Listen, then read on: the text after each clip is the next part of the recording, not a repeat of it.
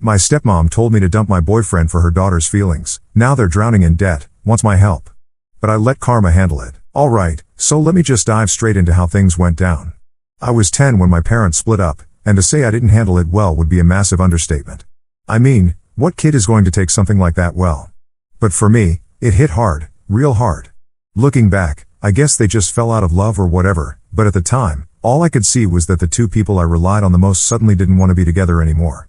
I remember being confused and angry all the time, lashing out at both of them, mostly at my dad, though.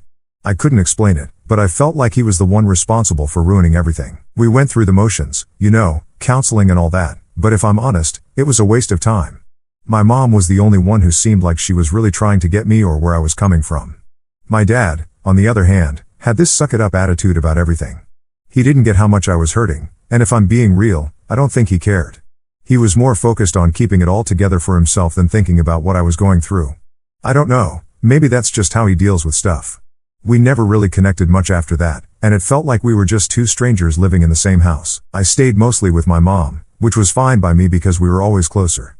I only went to my dad's place on weekends or for short breaks. Not going to lie, I kind of dreaded those weekends. It was awkward, and I didn't feel like I belonged there anymore. But things took a turn when I was about 14. That's when my mom decided to remarry. Now, don't get me wrong, I wanted her to be happy, but her new husband, let's just call him Mike, wasn't exactly thrilled about having me around. I don't know if it was me or if he just didn't want a kid who wasn't his own in his life, but the vibes were clear, I wasn't welcome. And then, just like that, my mom made a choice. She picked her new life with him over me. I can't even begin to describe how that felt. It was like one moment she was my rock, the only one who understood me, and the next she was pushing me out of her life. She told me it was for the best and that I should live with my dad. Yeah, right, for her best, maybe. I was crushed. I felt abandoned. Like, how do you go from being the center of someone's world to being shoved aside because their new husband doesn't want to deal with you? It didn't make sense to me then, and honestly, it still doesn't now. So, I packed up and moved in with my dad and his fiancée, Olivia. Now, Olivia was a piece of work. She'd been with my dad for a while at that point, and she had this weird idea that she could just step in and be my mom or something. I wasn't having any of that. I was still reeling from being ditched by my actual mom, and here's this woman trying to act like everything was normal. I shut that down quick. I didn't need or want another mom, especially not one who didn't get me or my situation. My dad, of course, didn't really notice or care about how I was feeling. He was too busy playing happy family with Olivia to realize that I was struggling. To him, it was like I should just get over it, move on, and adjust to the new family dynamic. But how the hell was I supposed to adjust when my life had been turned upside down? Living with them sucked, plain and simple. Every day felt like I was just trying to survive in a place where I didn't belong. Olivia was always hovering, trying to get me to open up to her or do things as a family. I wasn't interested. The more she pushed, the more I pulled back. And my dad? He acted like everything was fine, like me being there was no big deal. Meanwhile, I was grieving the fact that my mom had basically ditched me for a guy who couldn't stand the sight of me. There were times when I thought about running away, just leaving and seeing where I ended up. It was that bad. But I didn't. Instead, I stayed, kept my head down, and counted the days until I could get out for good. I threw myself into school, focused on getting into college, and planned my escape that way. I figured if I could just make it to college, I'd be free. Alright, so I made it through high school without completely losing my mind, but living with Olivia and my dad was rough. Every day was just tension. Like, there was no big blow up or anything, but it was always there, that feeling that I wasn't wanted. Olivia wasn't mean to me outright, but she had this way of making me feel like I was just in the way, like everything would have been easier if I wasn't around. She never said it, but I could feel it. And then there was Jess, her daughter. Now, Jess wasn't the issue at first. She was alright. We weren't close, but she wasn't a total brat or anything. It was just awkward because Olivia would constantly go out of her way to make sure Jess was the center of everything. Like, Jess got special treatment for everything. Olivia was constantly pulling strings to make her life easier, sports teams, school plays, whatever Jess wanted, Olivia would make it happen. And Jess? She kind of just went along with it. She wasn't exactly spoiled rotten, but she didn't push back either.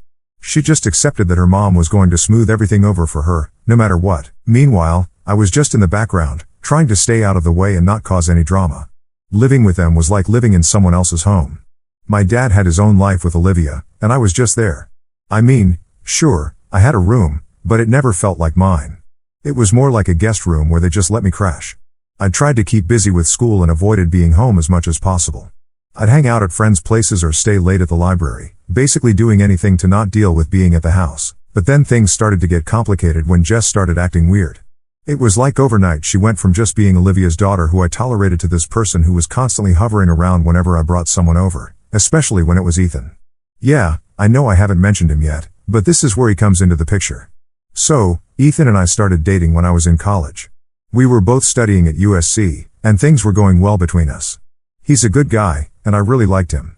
Naturally, I started bringing him over to my dad's house sometimes, and at first it was fine. But then, out of nowhere, Jess started acting all weird around him. Like, she'd get super shy and quiet, which wasn't her usual vibe at all. At first, I didn't think too much of it. I just figured maybe she was having a bad day or whatever. But it didn't stop. Every time Ethan came over, Jess would be all flustered, like a middle schooler with a crush. She'd hang around when we were trying to talk, asking him random questions and just being there. It started to get really awkward, but I didn't want to make a big deal out of it. I figured it would blow over eventually, right? Wrong. It only got worse.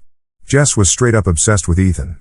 She started making excuses to be in the same room as us, or she'd just randomly show up when we were hanging out. I even caught her staring at him a few times.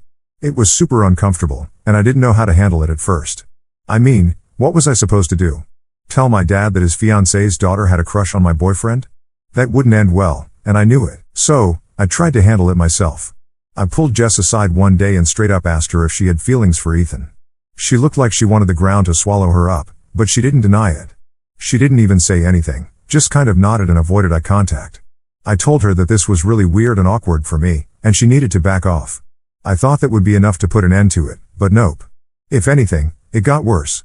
Jess started acting all dramatic after that. Her grades slipped, and she was moping around the house like she was heartbroken. I'd hear her crying in her room at night, and Olivia, being Olivia, noticed, of course. She had to get involved. Instead of talking to Jess like a normal parent, Olivia decided that it was somehow my fault that Jess was a mess. She cornered me one day in the kitchen and accused me of flaunting my relationship with Ethan to make Jess feel bad. Like, seriously? How was it my fault that Jess had a crush on my boyfriend? It was ridiculous, but Olivia was dead serious. She told me I needed to be more considerate and suggested that maybe I shouldn't bring Ethan around anymore, for Jess's sake. Yeah, no, that wasn't happening. I told her flat out that I wasn't going to stop seeing Ethan just because Jess had a thing for him.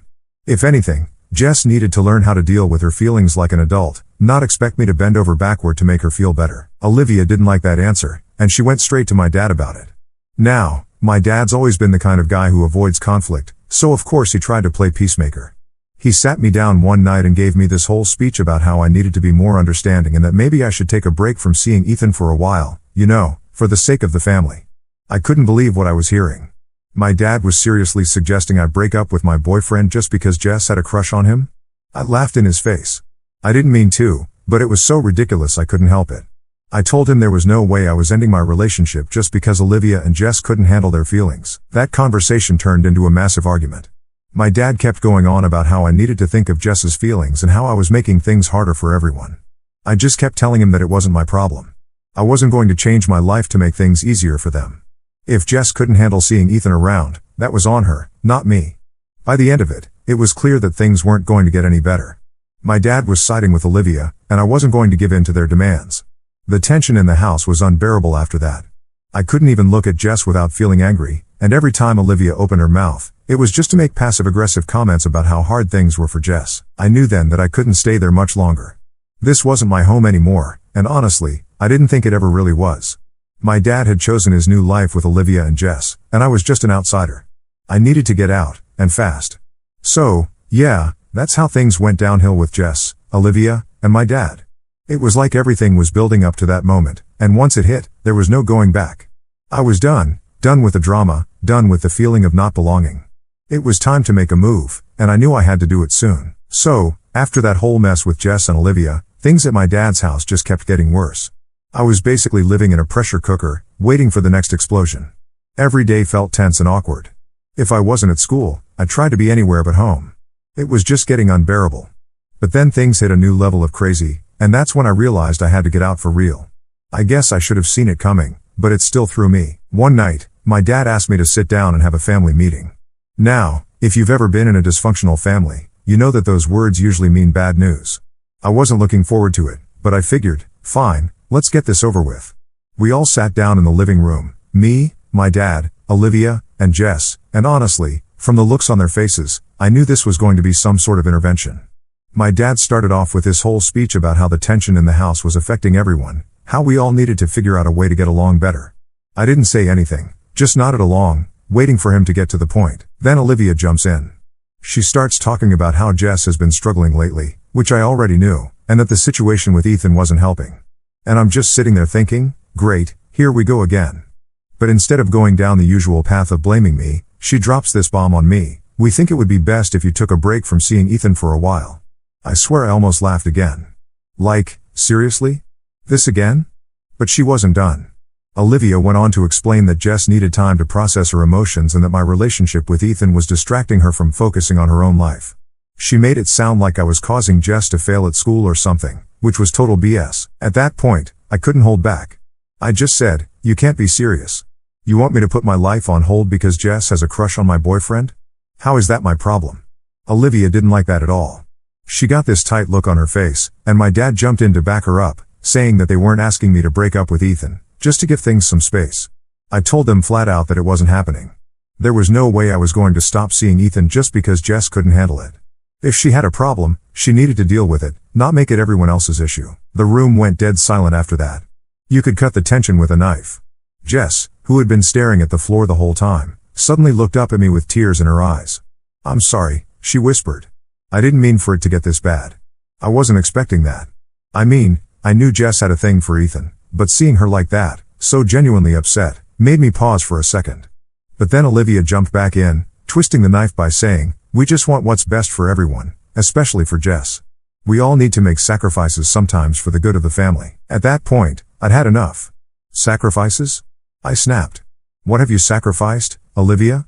All I've done since I moved in here is try to stay out of your way. I've given up enough.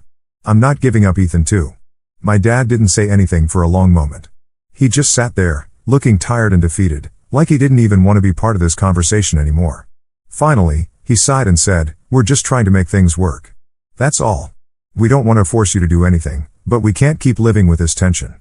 I stared at him, wondering how he couldn't see how messed up this whole situation was. I'd always known he wasn't the best at handling emotions, but this was a whole new level of avoidance.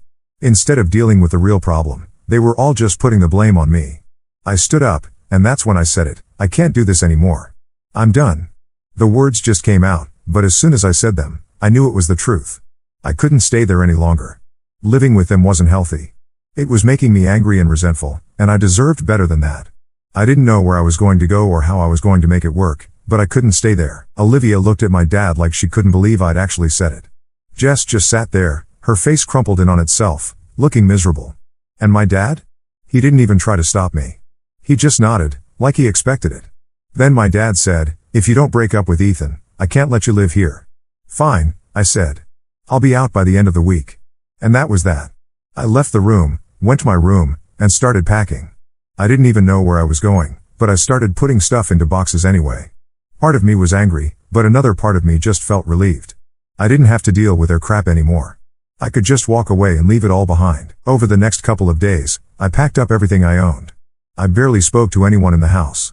Olivia acted like she didn't care, and Jess kept to herself, probably embarrassed about the whole thing.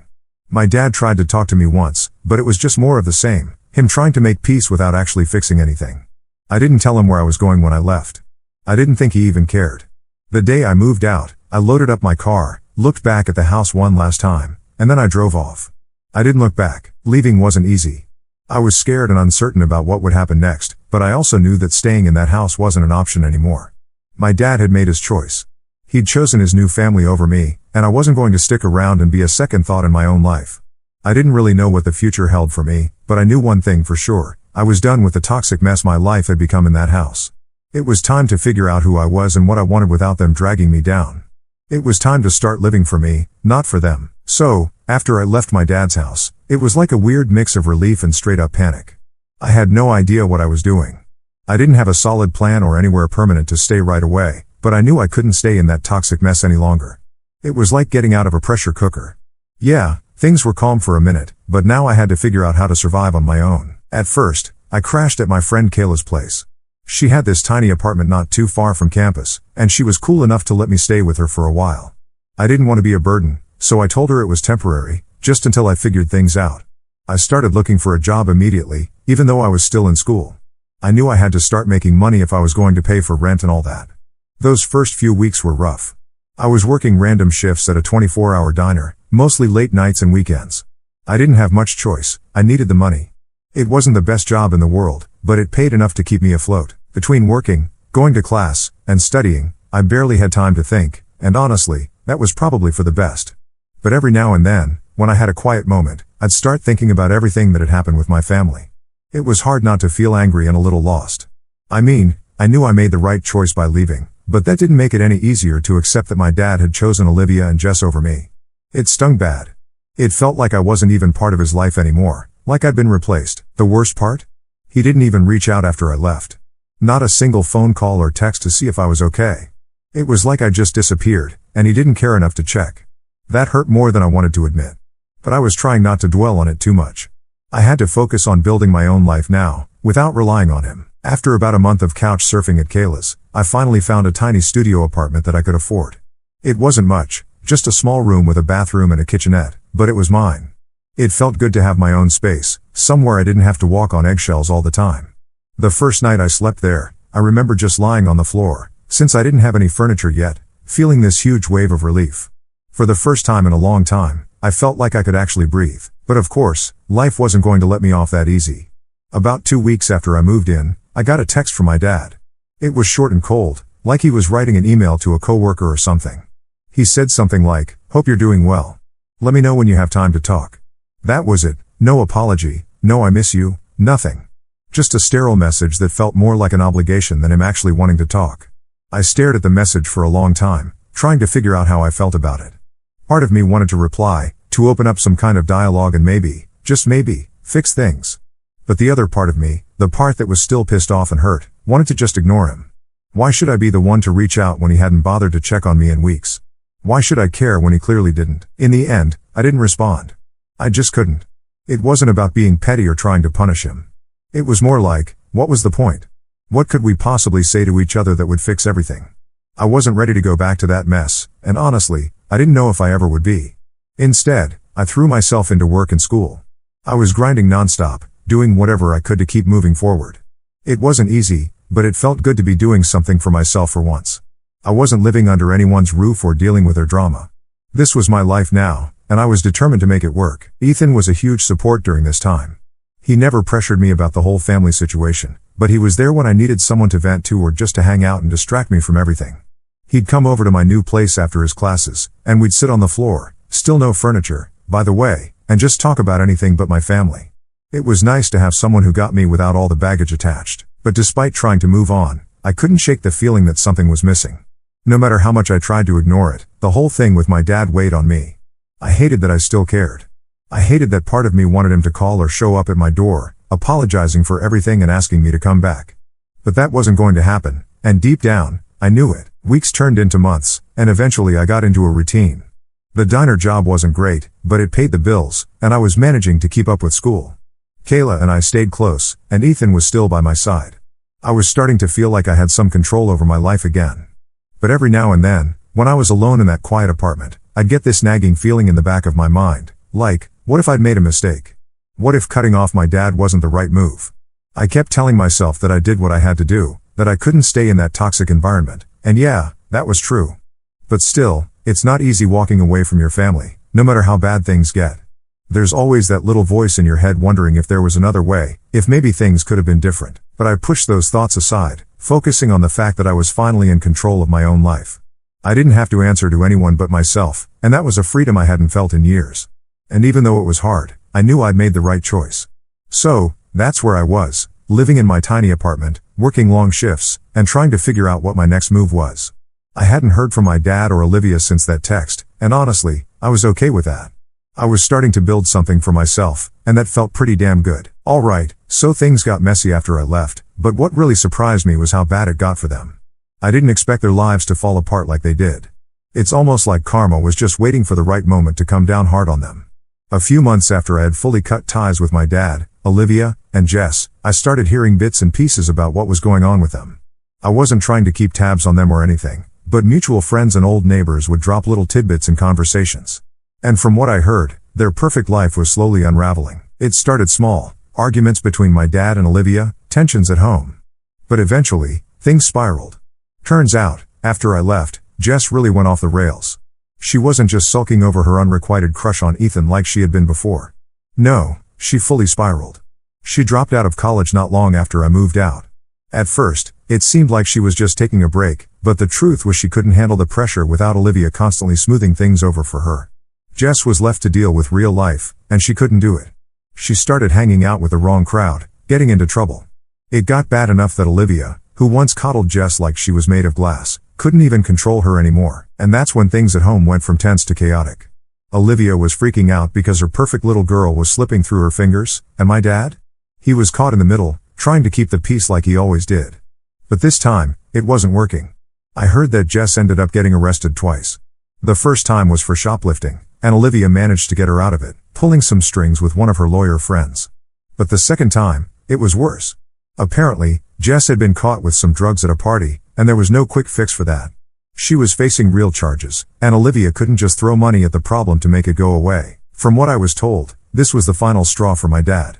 He had already been on edge, dealing with Olivia's control issues and Jess's breakdown, but now with legal problems and their reputations on the line, he snapped. They were constantly fighting. Screaming matches, doors slamming, the works. And the thing is, Olivia had no one to blame but herself.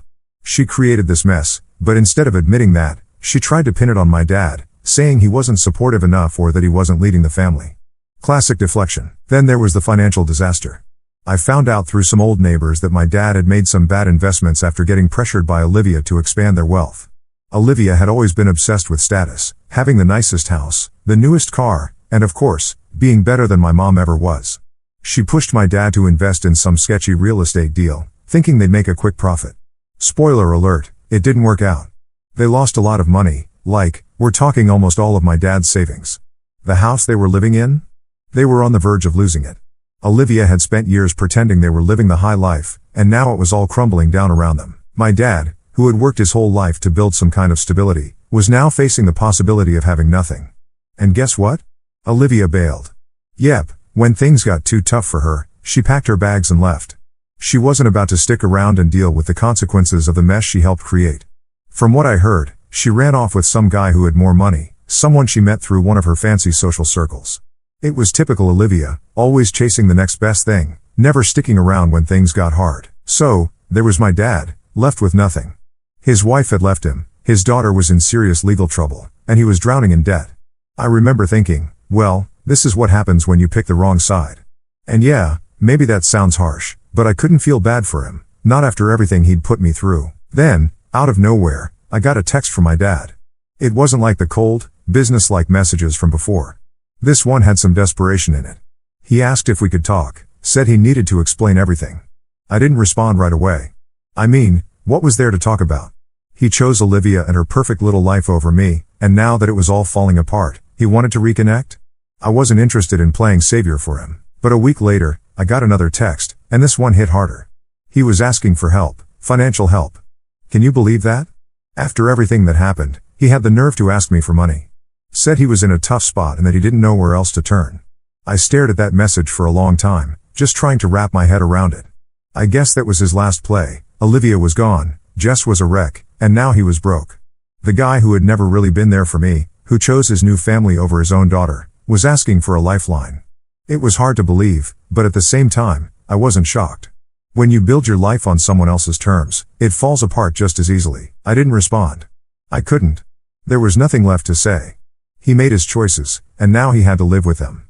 It was kind of poetic in a way. The perfect little life he built around Olivia had crumbled, and now he was left standing in the ruins. Meanwhile, I was doing just fine. I had my own place, my own life, and I didn't need him anymore. That's the thing about karma, it doesn't care how long it takes, it just waits for the right moment to show up. And when it does, it doesn't hold back.